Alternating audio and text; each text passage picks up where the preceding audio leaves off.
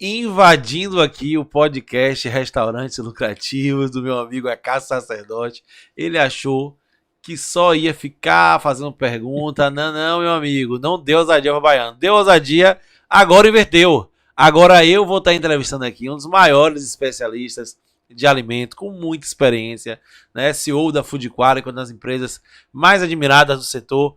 E um prazer estar aqui hoje entrevistando meu amigo Acácio Sacerdote. E vamos falar de uma coisa que você é um expert, né? Que é precificação. E aí, Acácio, me conte aí como é que você tá, como é que foi a expectativa aí e a repercussão do primeiro episódio. Me conte aí esse sucesso desse podcast. Maravilha, Paulinho. Muito obrigado, meu velho, pela inversão agora, né? pela trocada de cadeiras aqui. Eu acho que é isso que é legal pra gente trocar informação, trocar conhecimento. O primeiro episódio foi um sucesso aí, muita gente comentando, falando, também com convidado, né? O primeiro convidado foi um convidado de peso, um cara que entende de números, então ficou fácil, muita gente falando, entrando em contato com a gente, né, para tirar dúvidas, né, para fazer perguntas. Eu acho que é bacana isso, né? Essa troca de informações só enriquece. Então, um prazer aqui, a gente tá falando nesse segundo episódio. Vamos que vamos, meu amigo. Falar aí desse tema bacana aí que é precificação, né? E eu lembro que no primeiro você me perguntou as dicas de ouro e eu falei que a primeira era a precificação. Então, sim, nada mais coerente do que ir para essa sequência, né? Sim, claro. Eu acho que um dos lugares que mais encontro erro de fato é na precificação. Eu costumo falar assim que é o freio de arrumação. Quando a gente vai fazer um trabalho e a gente analisa o cardápio, a gente precisa melhorar na precificação. E aí tem muita gente que tem uma prática de precificação que é jogar lá quanto é na concorrência e eu precifico. Me conta aí se é isso que você vê também, se muita gente comete isso, né? Precifica, se é certo precificar pela concorrência. Me fala um pouco aí para nossa audiência como é que é para precificar, se é certo precificar pela concorrência e qual a melhor maneira de precificar. Maravilha. Precificar pela concorrência, eu diria que é uma das formas de precificação. A gente tem, quando a gente fala em precificação, a gente tem basicamente precificação formal e precificação informal. Então, dentre os pontos que estão lá em precificação informal, precificar pelo concorrente é uma das opções, né? Na verdade, precificar pelo concorrente, precificar pelo líder de mercado, tentativa e erro, método invertido. Então, existem N formas que a gente diz que são formas não propriamente calculadas, né? Então, quando a gente fala, por exemplo, em método invertido, né, uma conta rápida que a gente usa muito é com base no ticket médio, né? Então, a gente tem lá o ticket médio da casa, faturamento dividido pelo número de clientes, vai dar em torno aí de R$40, por exemplo. Então, chegou a R$40 de ticket médio, método invertido, com a forma rápida para precificar, não tenho nada, eu preciso de algo. R$40 ticket médio, 25% para mais, 25% para menos. Isso é uma média do que a maioria dos seus pratos devem estar ali na composição. Beleza, é o primeiro ponto se eu não tenho nada. Segundo ponto, obviamente, é o verificar o meu concorrente. Né? Eu sempre digo, não pode ser a única, né? Não pode ser exclusiva. Eu não posso apenas utilizar o meu concorrente como parâmetro. Mas se eu também estou no mercado em que eu tenho ali N restaurantes, N bares, N lanchonetes, enfim, depende do meu segmento. E essas pessoas estão ali próximas do meu segmento, no meu raio de ação, compartilhando os mesmos clientes, com público-alvo igual ao meu. Obviamente que eu preciso levar em consideração o meu concorrente. Só que o grande problema é que muitas vezes eu não sei como é que o meu concorrente precificou. E aí vira aquela coisa, né? Um errado copiando o outro errado, que vai copiando o outro errado, e quando a gente vê, tá todo mundo calculando errado, todo mundo achando que tá ganhando dinheiro, e no final das contas não tá, né? Então, o concorrente, você tem que ter um parâmetro para você não estar muito distante dele, né? E se você oferece uma experiência parecida, se você oferece produtos parecidos, se o seu atendimento é mais ou menos parecido, tá numa mesma região, tem o mesmo público-alvo, óbvio que você tem que olhar, né? Para você ter um parâmetro. Porém, não se basear apenas pelo concorrente. Outra, não querer colocar necessariamente o preço abaixo do seu concorrente. A gente vê muito isso como estratégia, né? Meu concorrente cobra aqui nos pratos R$50, eu vou cobrar 45. Né? Porque se eu cobrar 45, eu vou tirar o público dele e vou trazer para cá. Nem sempre, né? às vezes o seu concorrente tem um diferencial que você não tem. Então é importante você ter diferenciais que muitas vezes você pode cobrar até a mais do que o seu concorrente. Né? Então essas seriam, Paulo, 3 formas, né, informais. Método invertido, precificar pelo concorrente, e outro ponto também importante seria pelo líder de mercado. Né? Eu vejo muita gente também precificando. Um exemplo, vou montar lá uma empresa de sanduíches, né? Aquele método padrão, linha de montagem, sanduíche rápido, fast food. A gente lembra logo de alguma marca aqui que eu não vou falar porque não tem patrocínio. Pois é, né? Vamos dar marca. Não vou chegar lá não, mas enfim, a gente sabe. No final das contas, a gente sabe de que a gente está falando. Então eu muitas vezes vou montar um negócio nessa área, e aí pesquiso o líder de mercado, fala, vou fazer uma ideia parecida com alguns diferenciais, e essa empresa cobra R$20 no sanduíche. Então, eu às vezes vou cobrar aqui 18, 17 reais, né, para poder chegar próximo, né, dessa marca e talvez trazer algum cliente dela, né, para mim, para conhecer o meu produto. Só que, vamos lá, eu estou começando um negócio. Qual vai ser a minha compra diária, mensal, semanal? Qual vai ser, né? O meu concorrente, muitas vezes, o líder de mercado, ele vai comprar, né, uma carreta ou vai comprar um navio, né, de tomate. Eu, muitas vezes, estou começando o meu negócio, você é empreendedor, vai comprar uma caixa de tomate, 2 caixas de tomate, vai na Ceasa ou pega um fornecedor de hortifruti e entrega para você. Então, obviamente que ele está barganhando, né? Ele está ganhando ali aquele quilo do tomate, que, né, a caixa do tomate, que é um valor, você comprando uma quantidade pequena, obviamente que comprando uma carreta ou comprando uma quantidade muito maior, ele vai barganhar e o preço vai ser menor. Então, só aí na partida que são os insumos, o CMV, a gente já vê que tem distorções, né, na precificação. Outros pontos também são importantes, né? A questão de estrutura física, a questão de infraestrutura, às vezes por ele comprar algo para várias lojas, consegue barganhar também, enfim. Então tem uma série de questões que a gente tem que ter muito cuidado quando a gente está precificando, que tem que observar o que o concorrente está fazendo, tem que trabalhar ali próximo, mas não se prender a isso. O principal ponto é ter diferenciais, né? Proporcionar experiências diferentes para o seu consumidor, que muitas vezes o seu concorrente não proporciona. Que aula de pós-graduação, só na primeira que pergunta. Nada. Foi incrível aqui. E eu vi que você falou muitas coisas, mas basicamente 4, 6, né? Que é custo, sim, que é conhecer o custo do produto, concorrente, que você tem que analisar seu mercado, né? Como é que ele tá. E isso que você falou, ninguém é líder de mercado à toa, né? E aí ele de fato tá ali na frente mais de você. Então, custo, concorrente, cliente. Porque o cliente tem que estar disposto a pagar. Objetivo, né, cara? Tem que estar dentro do ticket médio dele. Essa dica é valiosa, muita gente se perde. Verdade. Né, porque coloca preços fora do ticket médio, aí não vende aquele produto, né? Pesquisa de mercado. Pesquisa de mercado, exato. Tem que fazer, cara. E o último C que eu vi que você falou bastante aí, é muito interessante, é cardápio. Sim. Né? Porque você tem concorrência interna ali também. Às vezes um erro de precificação faz com que você não consiga posicionar bem um produto ou outro. E para chegar nisso daí, você falou dos métodos, tem ferramentas, né? Sim. Quais são as ferramentas indispensáveis para uma precificação precisa, para uma precificação correta? Mas esse ponto, assim, a gente falou das informais, né? A gente tem agora, obviamente, as formais. As formais, a gente tem algumas formas, né, de chegar até lá. Né? Então tem rateio por absorção, né, a utilização de markup, tem N formas de chegar lá. Mas assim, a base, ou seja, o ponto crucial, o ponto de partida, eu diria que é a ficha técnica. Né? Ou seja, é muito difícil, é possível, mas é muito difícil e impreciso, talvez, a gente conseguir chegar a um valor justo, adequado e que dê para ter uma lucratividade, se eu não levar em consideração as variantes que a ficha técnica me apresenta. Né? Então, muitas vezes, pontos que a gente acha que não vão fazer diferenças, né, no final das contas, por não ter sido calculados, gera imprecisão. E aquela coisa, se gera imprecisão, a gente nunca vai conseguir ter a certeza plena de que a gente está aplicando um valor adequado, justo, que ainda seja possível ter lucro. Então, essas ferramentas, eu diria que a ficha técnica é o principal, é o arcabouço, é a base, né? Depois a gente teria, basicamente, uma precificação utilizando um markup. Né? Mas assim, markup baseado em quê?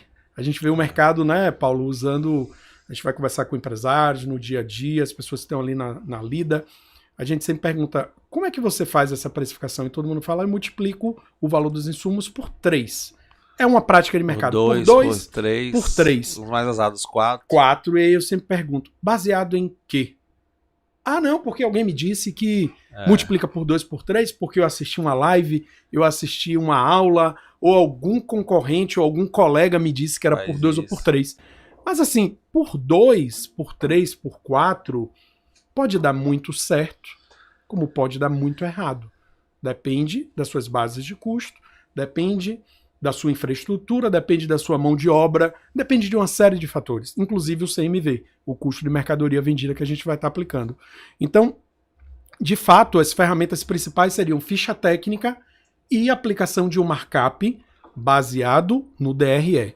Né? Eu acho que DRE é outro ponto crítico também, você contador sabe muito mais sobre esse assunto do que eu, mas muitas empresas, infelizmente, não têm DRE. E eu não digo DRE contábil, DRE administrativo básico para você ter ali na ponta do lápis, para você ter a noção do que é custo fixo, o que é variado, o que é insumo, o que é lucro, enfim. É necessário ter esse número para você fazer uma continha, né, que existe fatores para poder chegar, e você aplica o valor de insumo. Eu vou chutar aqui R$10 de valor de insumo. Você vai aplicar sobre um markup real tirado do seu DRE. O markup é a metodologia mais ágil de precificação, né? Concordo. Mas você precisa chegar no markup.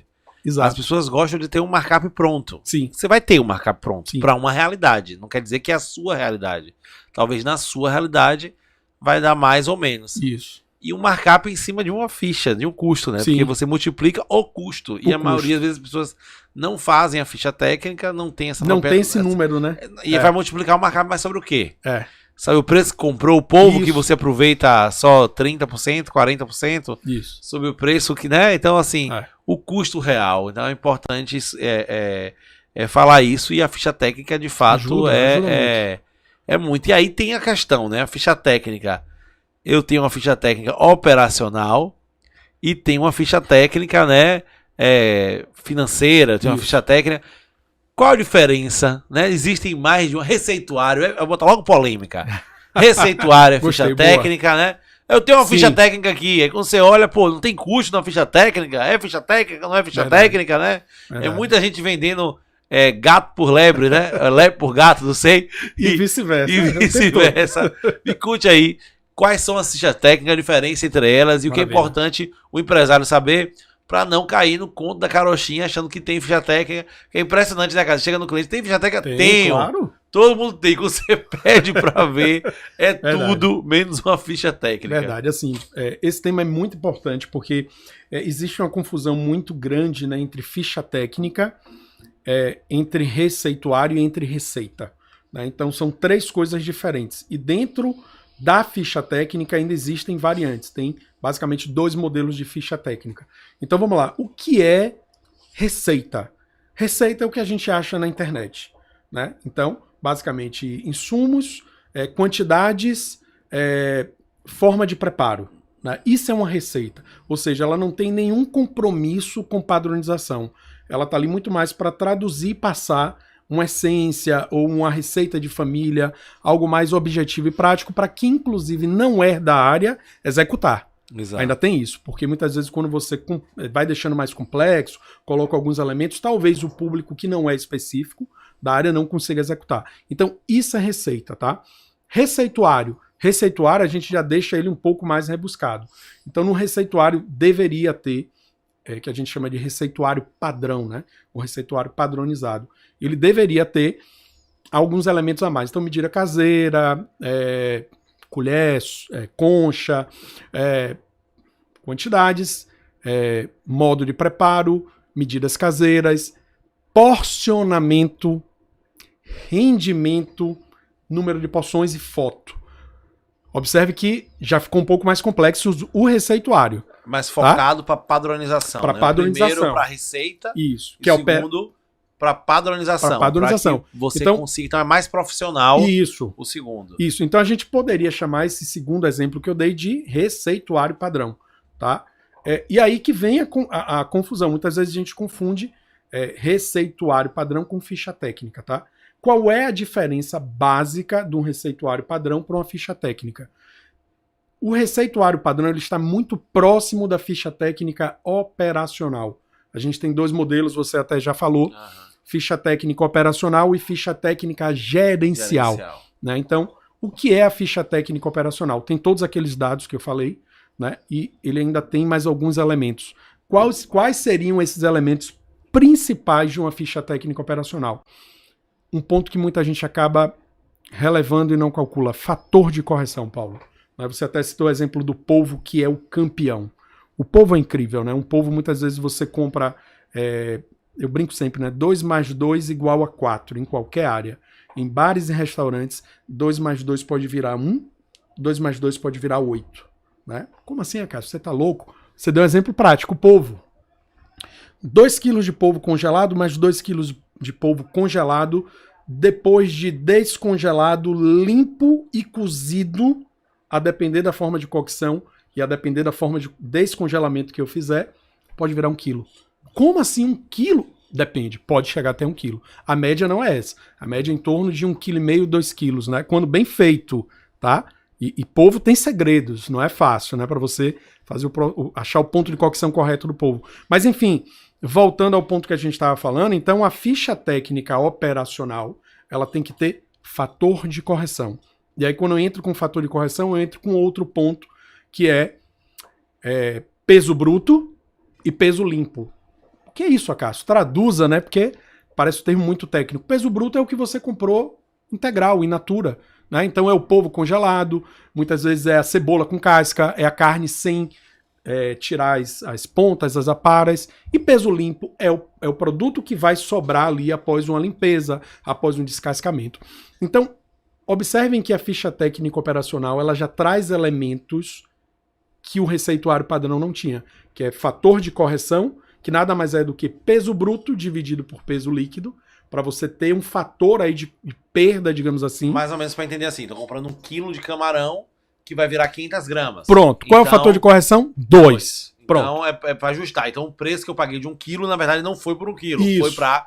que faz toda a diferença. Faz e aí você usa uma coisa chamada preço corrigido, né? Que é o que você tem que lançar na ficha. Se você não tem uma ficha que tem... Que é o preço de fato do quilo. Exato. Então esse é exemplo do camarão. Se eu paguei R$70 pelo quilo e ele... metade? Ele vai virar 140 reais. Exato. E aí tem que ser... isso tem que ser calculado. Olha a diferença. Olha a diferença. Ah, quantas gramas vai? 200. Aí você vai assim, ó, quanto é que dá o quilo de camarão? R$70. Então 200 gramas é 14. Não. Tem que fazer essa conta. É o quilo, é o preço líquido que tá lá, né? E assim, esse fator de correção... é a chave pra mudar. É o diferencial. Porque assim, desculpa, Cássio, tá? Porque é bom dar atenção nisso daí. Claro. Porque as pessoas são muito enganadas, né? É o discurso, tem até um memezinho na internet, né? Que as pessoas olham assim, pô, como é que o cara paga R$20 no quilo e tá cobrando R$80 de cima no lucro? Mas por isso, amiguinho, porque os R$20 do quilo é bruto. Verdade. E vai no seu prato o líquido. Então já começa aí no camarão ser o dobro, né? Verdade. E aí o negócio começa a fazer mais sentido. Isso a gente tá falando de um item, que é o camarão, mas... Bom, você tem praticamente todos os itens, vou pegar um exemplo aqui, uma pizza, todos os itens você praticamente vai ter fator de correção diferente de um. Um é se não perder, né? Que é, você tem ali um. A maioria vai ter 1,2, 1,5, 2, 3, 4, né? Então, se você tem uma pizza lá, você tem um molho, você tem um tomate, né? Então, tomate você vai usar tudo? Depende. Depende do padrão da casa. Tem padrão da casa, você vai tirar semente. Tem padrão da casa, você vai tirar casca. Depende do molho que você vai executar. Então, tem um fator de correção do tomate. Tem um fator de correção, muitas vezes, do recheio que você está colocando. Então, você vai colocar uma rúcula, né? Alguma coisa assim. Algum outro vegetal também tem fator de correção. Tem fator de correção das proteínas, dos recheios, né? Então, praticamente tudo tem algum tipo de perda ou ganho quando cozinha, ou quando você limpa, ou quando você trata, ou quando você descongela. Então, o método de preparo também interfere muito, né? Descongelamento de forma errada. O que é que eu quero dizer? Muitas vezes chega na casa, no dia, na hora, não tem como descongelar, né? Tá congelado e tem que soltar ali, o prato tem que sair meio-dia, né? Já vai ter cliente. Aí pega, coloca debaixo da água, né? Aí tem 2 pontos. Segurança de alimentos, porque não é a melhor maneira de fazer descongelamento. Segundo ponto, interfere em rendimento. Como assim, Acácio, interfere em rendimento? Água no negócio. Se eu trabalhar com aquele alimento sobre refrigeração 24 horas, ele vai perder menos líquido, né? A média de descongelamento de carnes, vamos gerar em torno aí de 5 a 10%. Claro que umas perdem mais, outras menos. 5 a 10%. Se eu pego isso e coloco debaixo da água para descongelar de forma forçada, que é assim que a gente chama, eu posso perder até 20%. Né? Fora que, gastronomicamente falando, vai ficar horrível, porque perde sangue, perde líquido, então perde sabor, a textura não fica bacana, enfim. Uma série de questões gastronômicas que interferem também. 3 pontos, né, Paulinho? Falamos de segurança de alimentos, gastronomicamente. E voltando ao ponto que importa para o que a gente está tocando aqui, lucratividade e Com custo. certeza. Né? Então, essa ficha técnica ela tem alguns elementos, a operacional, alguns elementos, fator de correção, peso bruto, peso líquido. Aí você também já tem que descrever um pouquinho melhor alguns termos técnicos, a foto tem que estar detalhada, rendimento, enfim. Isso tudo a gente está falando de ficha técnica operacional. A gente ainda nem chegou que eu gosto. Exatamente. Bom, essa ficha que eu estou falando com vocês, ela pode ser disponibilizada na cozinha para os colaboradores ou não. Por que eu digo ou não? Se eu trago uma ficha técnica com muitos elementos técnicos, a depender de minha mão de obra, eu não posso aplicar isso. Então, às vezes, eu tenho que colocar na cozinha um receituário. Receita não. Porque receita é muito simples, mas o receituário que pelo menos vai ter as medidas caseiras, ingredientes, modo de preparo, rendimento, porcionamento e número de porções. Isso a maioria das pessoas que estão trabalhando em cozinha conseguem entender. Né? Isso a gente está falando de ficha técnica operacional. A gerencial eu não devo colocar sobre hipótese alguma, nem sobre tortura na cozinha. Por que você está falando isso, Acácio? Porque a gente já fez essa besteira com um cliente que insistiu muito e deu ruim, claro. Né? Errando muitas vezes que a gente consegue aprender e entender. Por que não pode colocar, Cássio, ficha técnica gerencial em cozinha? Por uma coisa simples, tem números. E muitas vezes esse colaborador que está vendo ali uma ficha técnica com números, ele vai ver que em um determinado prato você tem 100% de lucro. É possível? Sim. Vou dar um exemplo. Batata frita, campeã em lucratividade. Às vezes até mais do que 100%. 200, né? 300. 200, 300%. O colaborador, quando vê aquilo, o que ele vai? Pô, esse cara tá rico.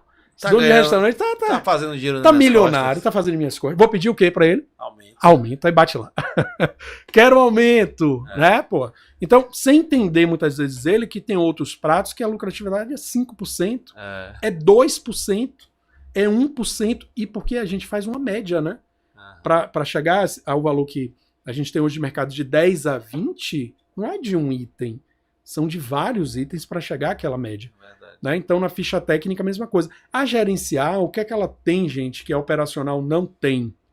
Né? Vamos lá de forma bem objetiva.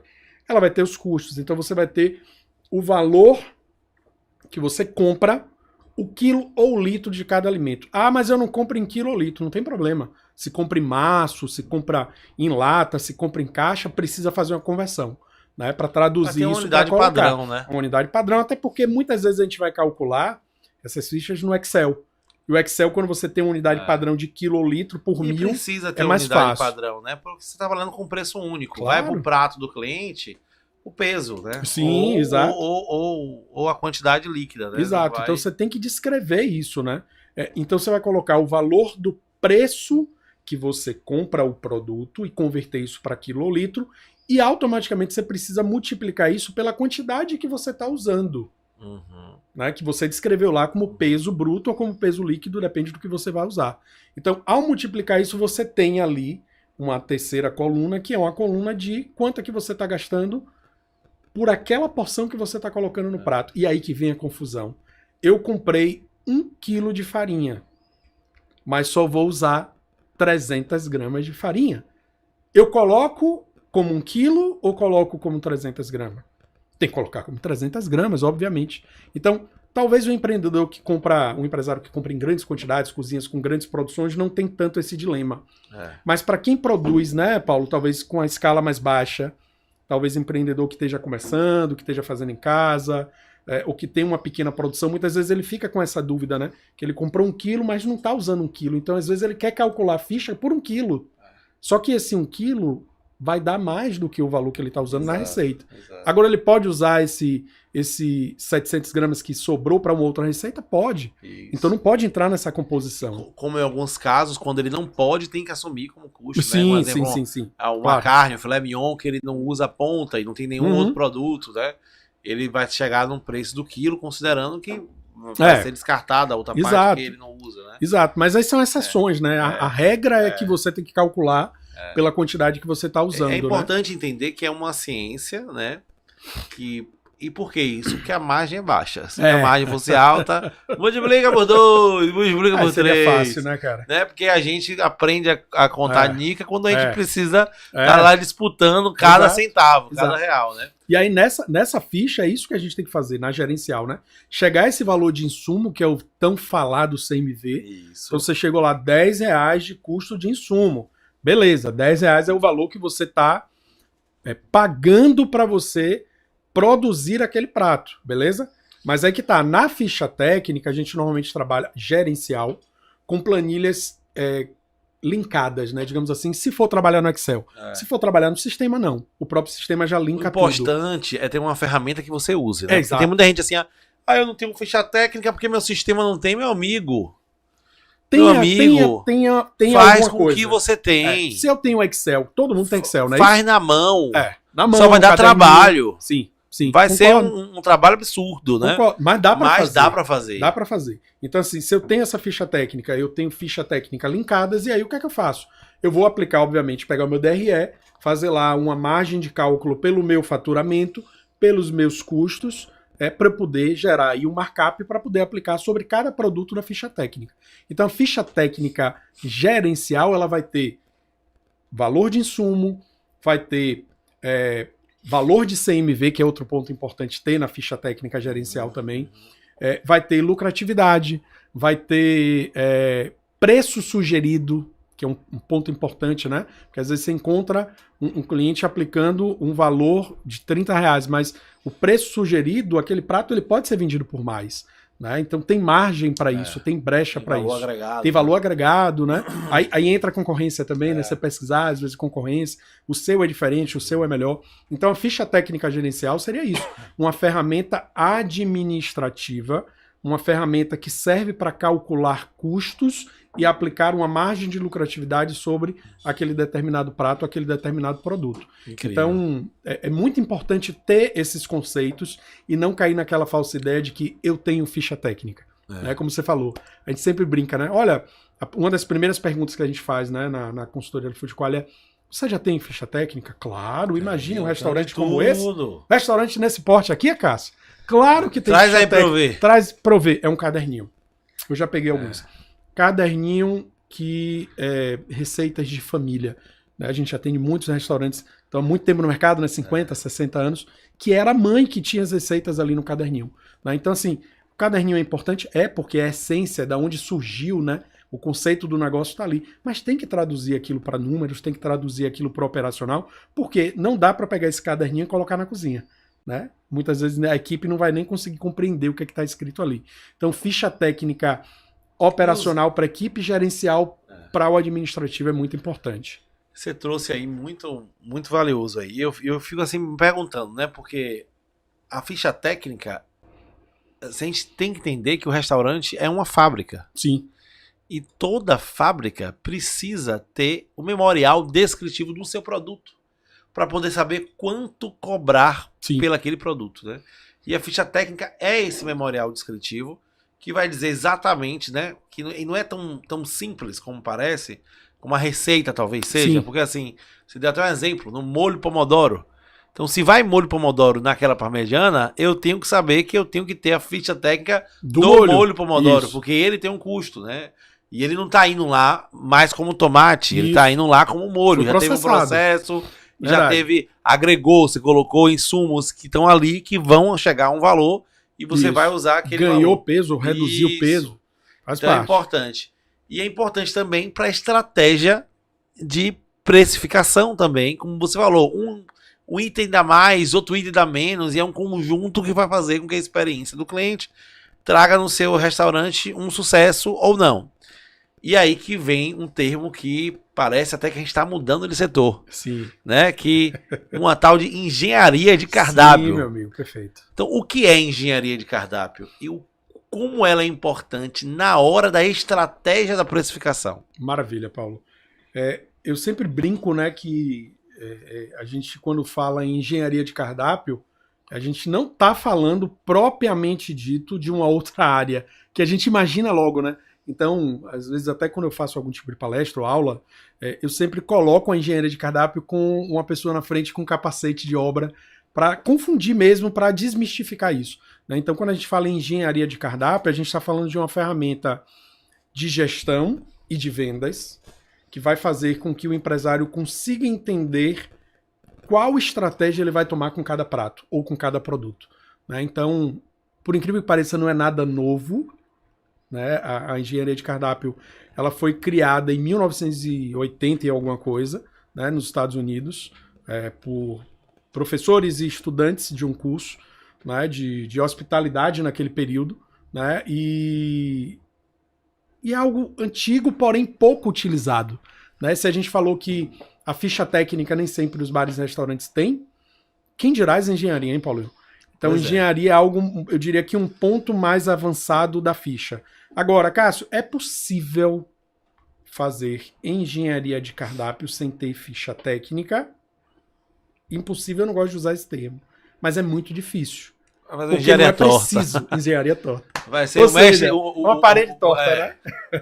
Pode ser que dê certo, pode ser que não caia a casa, mas pode ser que dê muito errado. o risco é grande de dar muito errado. E a probabilidade é que dê errado. Né? Por quê? Porque com a ficha técnica eu tenho o quê? Lucratividade. E o que é que a engenharia de cardápio faz? Ela linka dois pontos: lucratividade e vendas.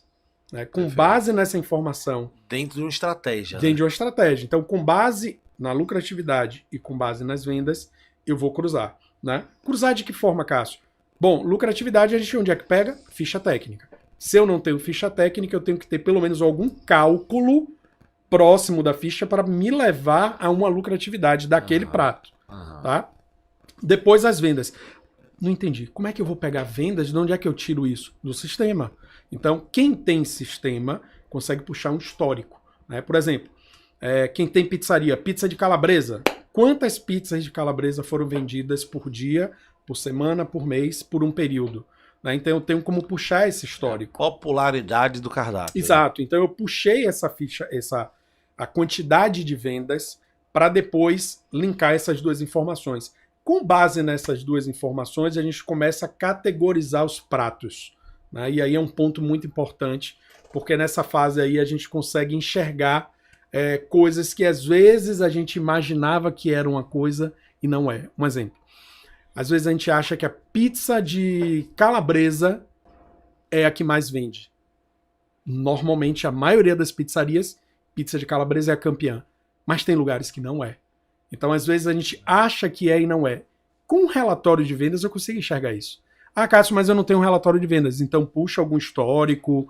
Toma vergonha e contrata, porque nos dias de hoje, né? Com sistema gratuito, tem tudo. Eu acho que assim, quem quer, Cássio, se aperfeiçoar, chegar no nível de fazer uma engenharia de cardápio, tem que ter, tem que é ter, básico hoje tem que ter, é básico. E tem sistema gratuito, graças a Deus, hoje é muito mais fácil. E até os que cobram não são caros, né? Ou seja, a relação custo-benefício vale muito a pena, né? Então, quando você tem ali, puxou as vendas, tem a lucratividade, cruzou as informações, aí você vai categorizar os pratos. Né? Como é que a gente categoriza de forma sintética e objetiva? A gente tem os pratos que não vendem e não dão lucro.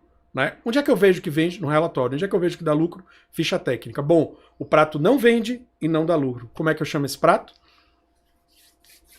Como é que a gente chama ele? Como é? A gente pode chamar ele, depende do método que eu vou usar. Smith Casavanas, lá ele chama de dogs, ou cachorro. Né? Ou seja, é aquele prato que não vende e não dá lucro. Eu tenho um cachorro, eu não gosto de usar muito esse termo, mas é o que eles criaram lá. Né? Ou a polêmica. Eu também uso muitas vezes abacaxi. Abacaxi eu acho que soa melhor, né? Abacaxi é problemático, descasque lá seu abacaxi, enfim. Exatamente. Né? Coitado do abacaxi. Coitado do abacaxi. Eu adoro abacaxi, por sinal.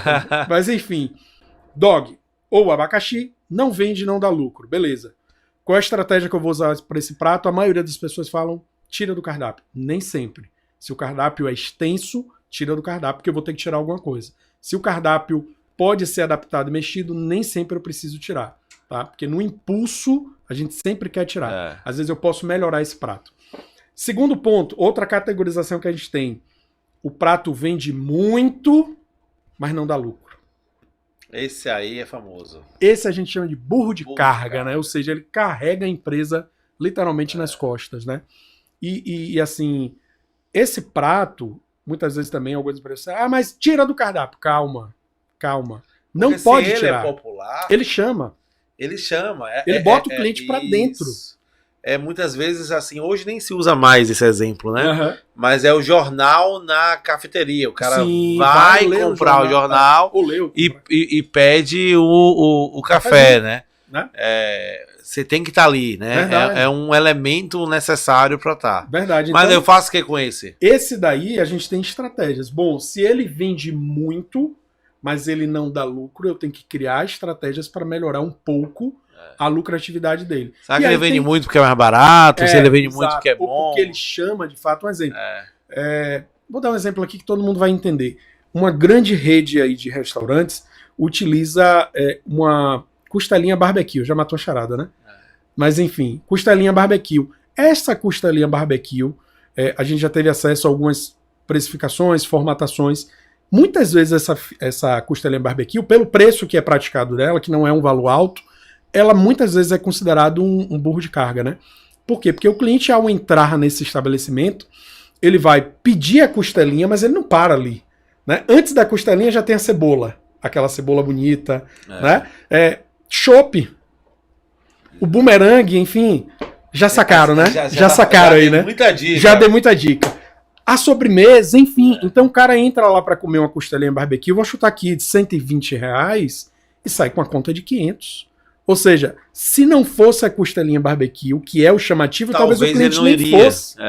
Então é importante você ter esses pratos. A mesma coisa que a gente falou do líder de mercado, a gente tem que entender, o líder de vendas tem um mérito. Tem, não é à toa, né, cara? Não é à toa que é o mais escolhido. Aí você tem que ver se o mérito é do preço, se o mérito é da apresentação, se o mérito é do conceito, né? Exato. Mas mexer no burro de carga é um lugar sensível. É muito arriscado. Que diz ali que você tem que mexer, mas você tem que mexer com estratégia para não transformar o burro de carga num abacaxi depois. Exato. E assim, onde é que a gente consegue mexer de forma mais precisa? Numa outra classificação que a gente encontra também quando a gente faz a engenharia, que é quando eu tenho um prato que vende pouco, mas a lucratividade é excelente. Né? Então, esse é o prato que eu consigo atuar de maneira mais específica, fazendo o quê? Promovendo esse prato para aumentar as vendas. Perfeito. Então, muitas vezes é um prato que a equipe de vendas não promove. Por que a equipe de vendas não promove? Porque não foi estimulada, orientada, porque esse assim é a interrogação, né? Esse é o quebra-cabeça que a gente chama. É o quebra-cabeça. E faz sentido, né? Você tem que quebrar a sua cabeça para fazer vender. Por que é que não vende? Porque não vende. E aí então, você tem que quebrar a cabeça. Quebrar a cabeça. E assim, coisas muito simples e objetivas conseguem fazer com que esse prato ele aumente. Né? Um exemplo, vou dar um exemplo clássico. A maioria dos garçons, dos vendedores, amam vender picanha. Em pratos, casas que tem picanha. Muitas vezes a picanha é o item mais caro do cardápio. Então, na cabeça, assertiva, na cabeça do garçom, eu vou sugerir oferecer picanha para o meu cliente porque o valor é mais alto, a minha caixinha vai ser mais alta e o restaurante vai ganhar mais. Falsa impressão. A picanha, normalmente, ela é um dos pratos menos lucrativos de um restaurante. Né? Por quê? Porque apesar de ser um prato valorizado, você não tem como estender tanto e colocar uma margem tão alta em cima dela. Por quê? Porque o insumo já é caro, o CMV já é caro desse produto. Né? Então, a não ser que você seja uma casa de carnes. E tem uma limitação de mercado também. Né? Também, né? A não ser que você seja uma casa de carnes. Muito popular, as pessoas têm noção do custo. Tem noção, porque ela compra às vezes, né? A gente até levantou uma outra questão aqui, né? A picanha, o retorno, enfim. Mas não vamos entrar nesse mérito. Então, de fato, esse é um produto que, a não ser que você seja uma casa especializada em picanha, você tem como cobrar um diferencial para esse prato. Mas o que é que eu quero dizer com isso? Muitas vezes é mais interessante você vender batata frita, que é o exemplo que a gente deu agora há pouco, né? Então, muitas vezes a batata frita, vamos lá, na maioria dos bares e restaurantes até que tem uma pedida legal, né? Se tiver uma bebida, um drink, mas tem outros lugares que a batata frita não sai. Não sai por quê? Porque não faz parte muito ali do negócio e o garçom também não estimula a venda dessa batata frita. Então, assim, se a gente esperar que o nosso atendente, que o nosso garçom, que o nosso maître crie estratégias com base na cabeça deles, não vai. Esqueça, não vai. A gente precisa direcionar a venda para o que a gente quer que seja vendido. Perfeito. Né? Então, muitas vezes a gente criar uma estratégia para aumentar a venda, por exemplo, de batata frita, que é um prato, às vezes, muito lucrativo, mas que vende pouco, no caso de um restaurante específico, é uma estratégia para você fazer com que aquele prato ele saia da classificação de quebra-cabeça e vire uma próxima categoria que a gente vai falar agora, que é o estrela. Né? O que é o estrela? Bom, esse aí não tem muito o que mexer, né, cara? Esse aí é fácil, né? Esse aí é que todo mundo quer. Porra, é o desejo, né? Então ele vende muito e tem uma boa margem de lucro. Então, esse tipo de prato... Quero o cardápio inteiro estrela, pode? É impossível. Não dá, né? Não dá. Mas assim, é o que a gente vai... É o único produto que você vende. Que é só ele, porque não tem nem como comparar com outros, né? É. Mas em linhas gerais, esse prato estrela é o prato que a gente não tem muito o que mexer. É sempre monitorar, observar para ele não cair à venda ou não mexer na lucratividade, para ele não descategorizar. Né? Então seriam essas 4 categorias. Burro de carga, cachorro ou abacaxi, burro de carga, quebra-cabeça e prato estrela. Esses 4 categorias. E a engenharia, cada um tem uma estratégia para a gente atuar com eles. E a engenharia é aplicar as estratégias, não só o diagnóstico, mas aplicar as estratégias para que você extraia melhor do seu cardápio uma lucratividade. Exato. Mexendo ali no... Perfeito. Então, muitas vezes, Paulinho, o que é que a gente faz? A gente tem uma engenharia de cardápio que mostra a realidade. E junto a isso tem que ter uma outra coisa chamada plano de ação.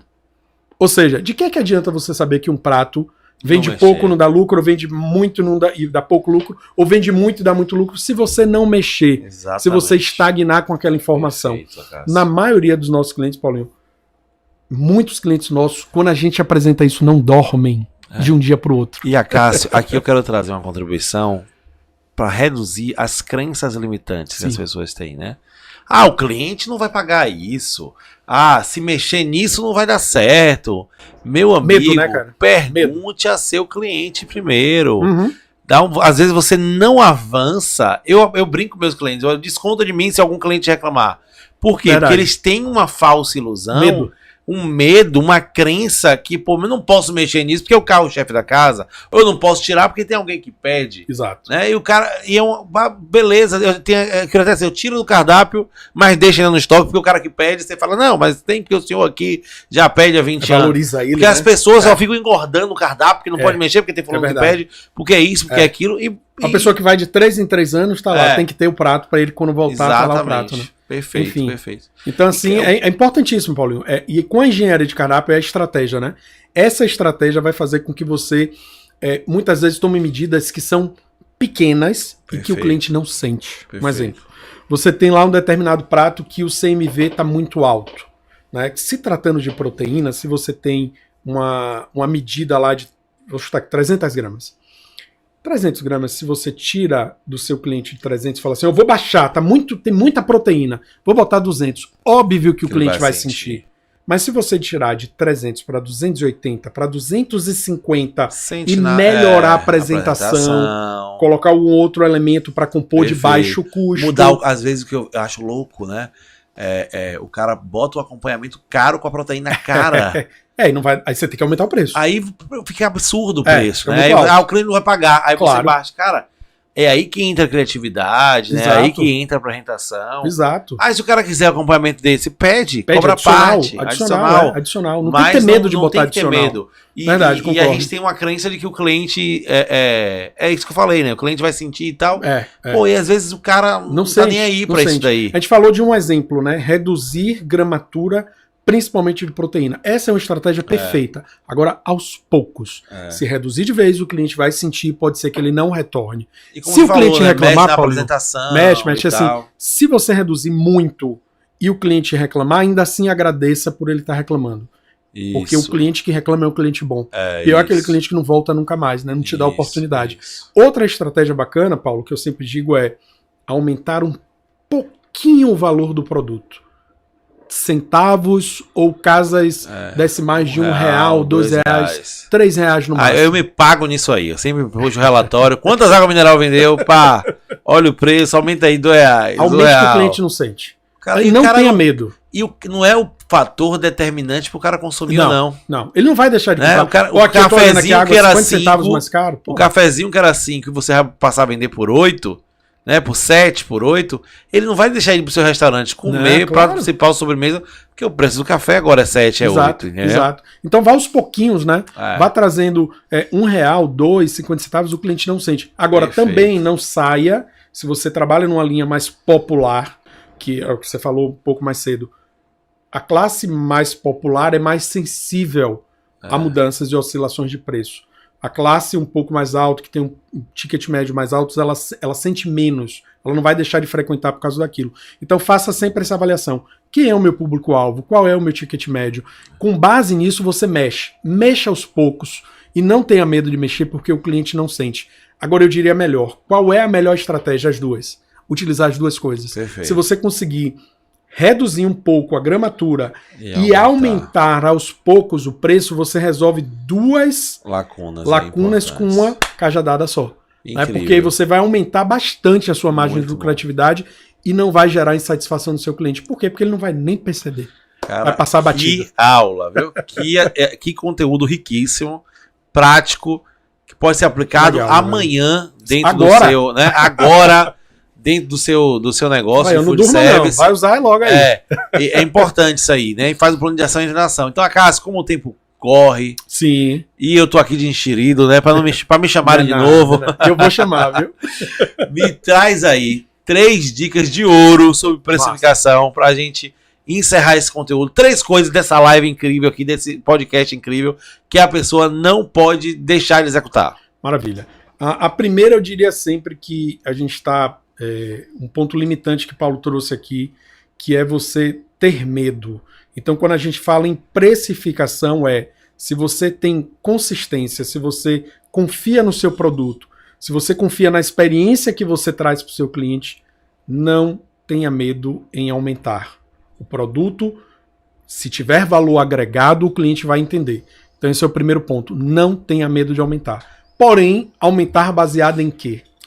Esse é o grande X, né? Muitas vezes a gente trabalha na escuridão. É um fato, né? A área de bares e restaurantes não tem barreira de entrada.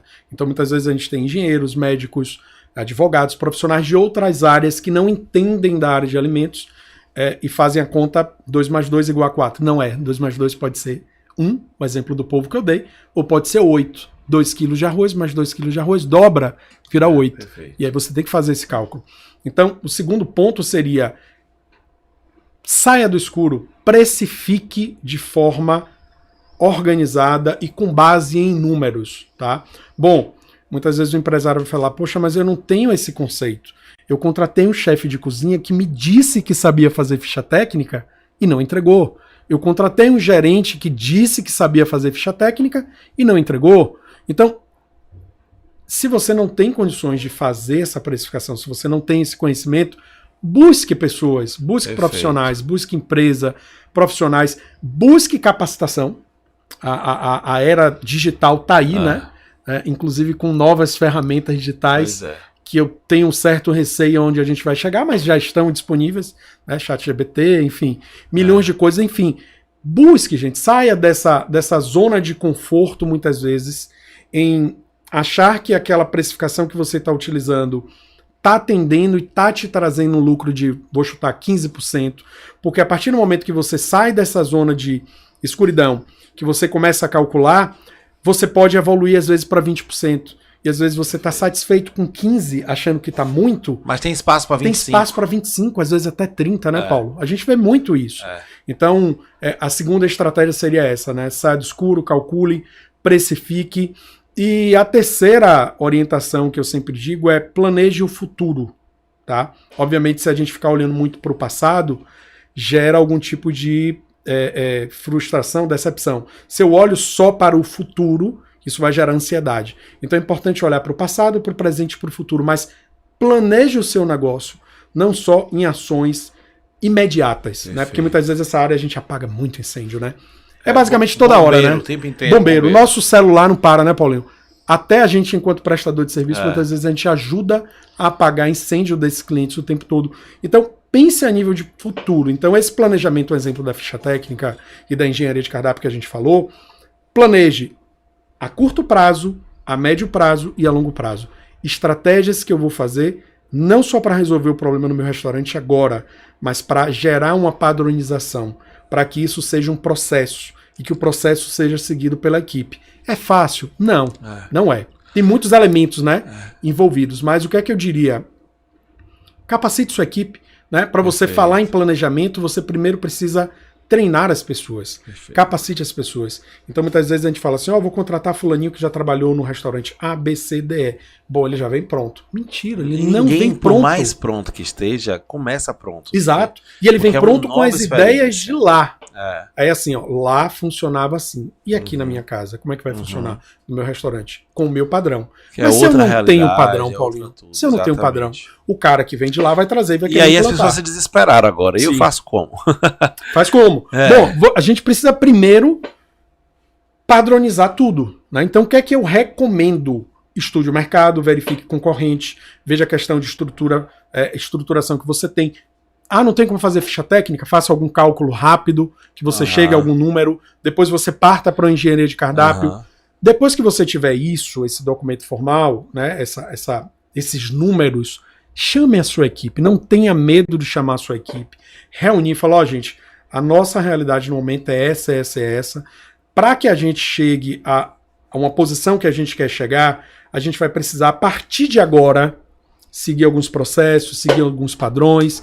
Isso vai fazer com que vocês trabalhem de maneira melhor e mais organizada. Então, é chamar a equipe, chamar o time e explicar que até aquele momento estava se trabalhando de uma forma, mas de agora para frente vamos seguir de outra forma. E mostrar onde você quer chegar. Exatamente. Né? Claro, tem que ser uma meta clara, né? E outra, Paulinho, tangível também. Exato. Porque também eu tenho um restaurante de fatura aí, sei lá, 500 mil. A minha projeção para daqui a 6 meses é faturar 1 milhão.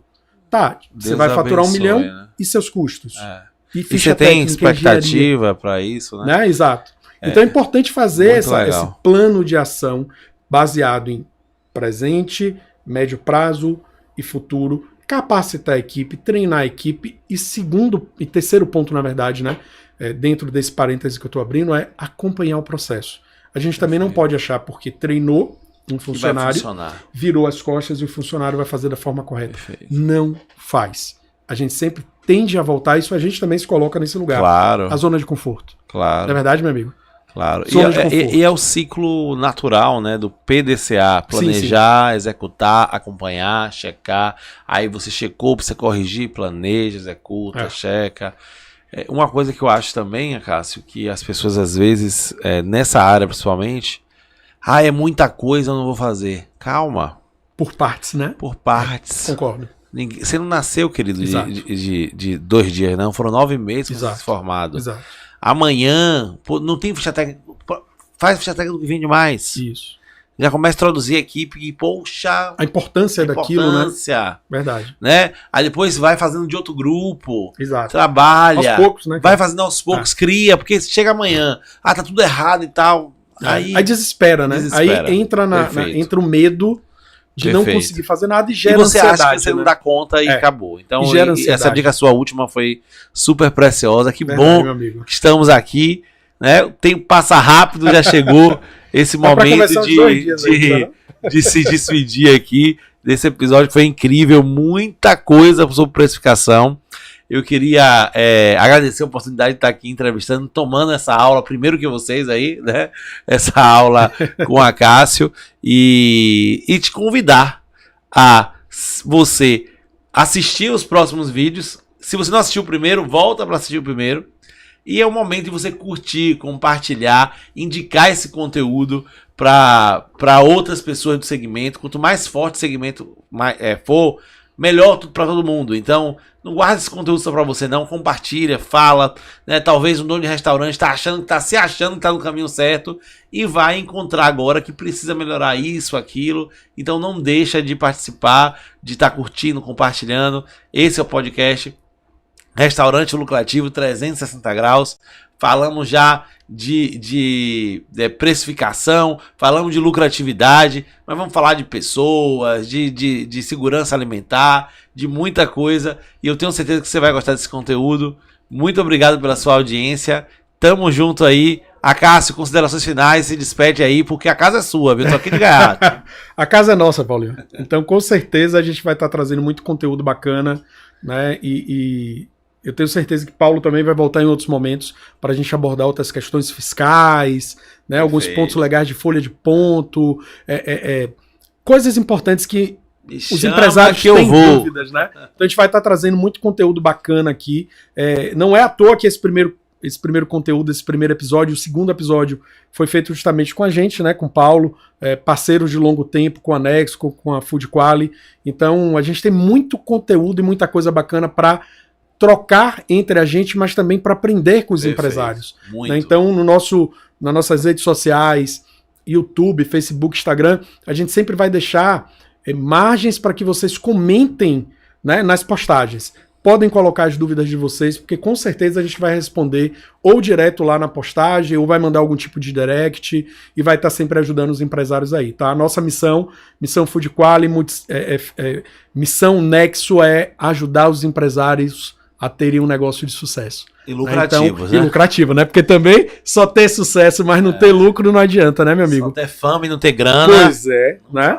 Então, muito obrigado aí, Paulo. Tô muito feliz, muito satisfeito aí pela nossa parceria. E tamo junto aí em outros episódios também. Tamo junto. Um abraço, meu amigo. Tudo de bom. Até uma próxima.